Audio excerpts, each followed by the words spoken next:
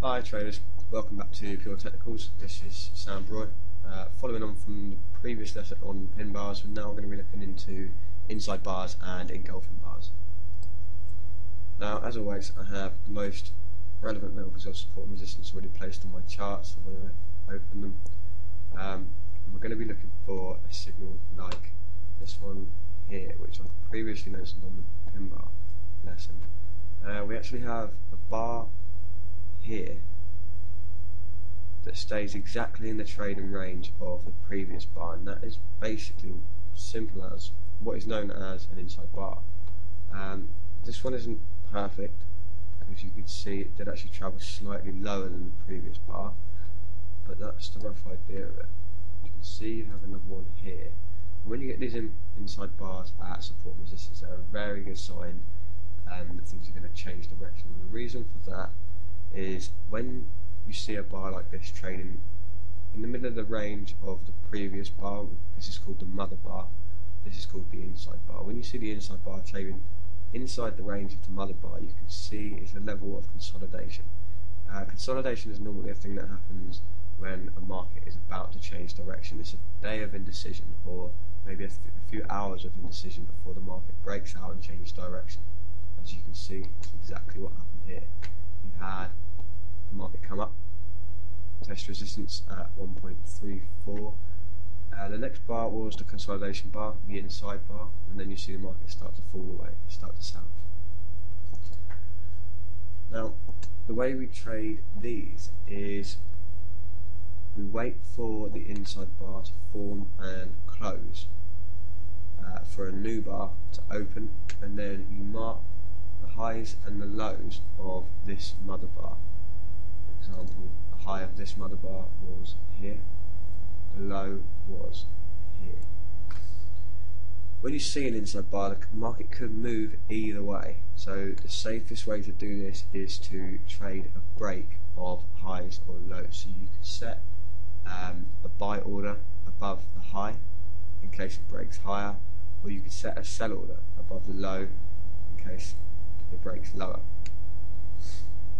Now, as I mentioned, you clearly don't know which way the market's going to go when you get a consolidation like this, but you have some sort of idea that when it hits a level of resistance, the market is probably going to move down off of a consolidation phase. So rather than setting a buy limit, you'd be more likely to look into a sell limit.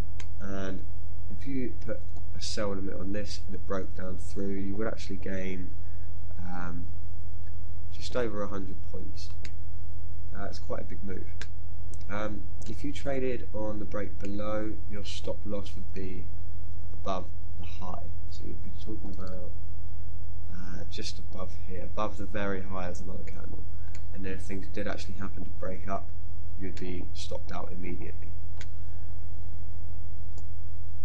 If you look just here, right next to this, on exactly the same level of resistance, you have a huge inside bar. The big green mother candle here, and the red inside bar of consolidation here. You can see the low here, the high here. The market didn't even try to break the highs. It actually hit this resistance and came straight back down. It didn't take it very long to break down through support, and when it did, you can see there was a massive sell-off. I'm actually in this trade right now. The second thing we're going to look into is engulfing bars. Engulfing bars are exactly the opposite to an inside bar. I did mention previously about there not being a clear pin bar reversal sign here, and I did say that there was another signal. We'll talk about that another time. That time will be now. This green bar is clearly completely engulfing this previous bar. Engulfing basically meaning it broke lows and it broke highs. And when you get a bar like this and it closes, it's a pretty clear sign that the market is going to continue in the direction of that engulfing bar. So if you have a green or an up engulfing bar, the chances are it's going to keep moving up. And for the same, for a bearish move, if you had a red or down engulfing bar, you'd be expecting the market to sell off a bit more. For example here, this is actually a wonderful thing for me to show you because it's a signal I like to trade, and I entered this trade a few days ago. There's an engulfing bar here. It's a bearish or a down, a sell engulfing bar. I ended up around here at the 133.2 level. Things got a bit concerning when we had this pin bar here of support. Luckily managed to hold on for an extra day, and it did break down through. Market came back up, and then we had this huge bearish engulfing bar.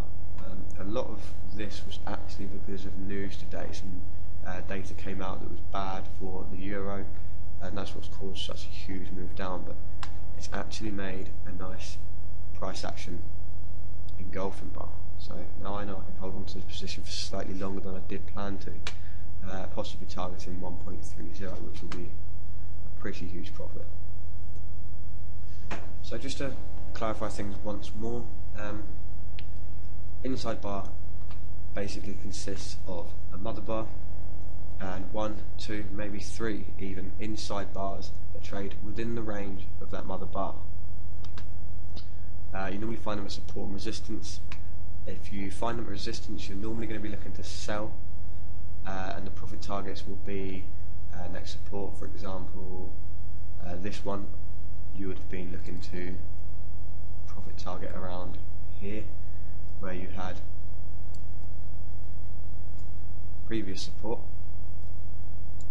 Your stop loss would have been placed on the highs for a sell, and obviously vice versa. If you find an inside bar at support, you're going to be looking to buy, you're going to be looking for next resistance. Your stop loss will be below the low of the buy inside bar, and your take profit would obviously be next resistance. As for engulfing bars, there's not really any way to determine an entry with an engulfing bar. They're rather a sign that the market is going to continue. So they're kind of a nice thing to find when you're already in a trade, rather than to use one to actually trade off, because they're very hard to get sort of a clear signal or an entry, because by the time you've noticed that it's going to close as an engulfing bar, there's already obviously been a huge move, because they're never particularly small, these engulfing bars. You never really want to trade after a market has moved a huge amount, because the most likely thing that's going to happen now is the market is going to move back up at least halfway. So the last thing you want to be doing is seeing this and entering straight into a sell trade, because it could come back so far against you that you get stopped out. Realistically, you want to be waiting for a move back 50%, at least 50% up this. It could end up being that it comes back up to highs, or it could mean it comes back up to resistance before it sells off. So you want to use this as a signal that the market is most likely to continue selling, but don't use it as a signal to enter a trade. Wait for a better signal, for example a pin bar, or maybe an inside bar up here at resistance.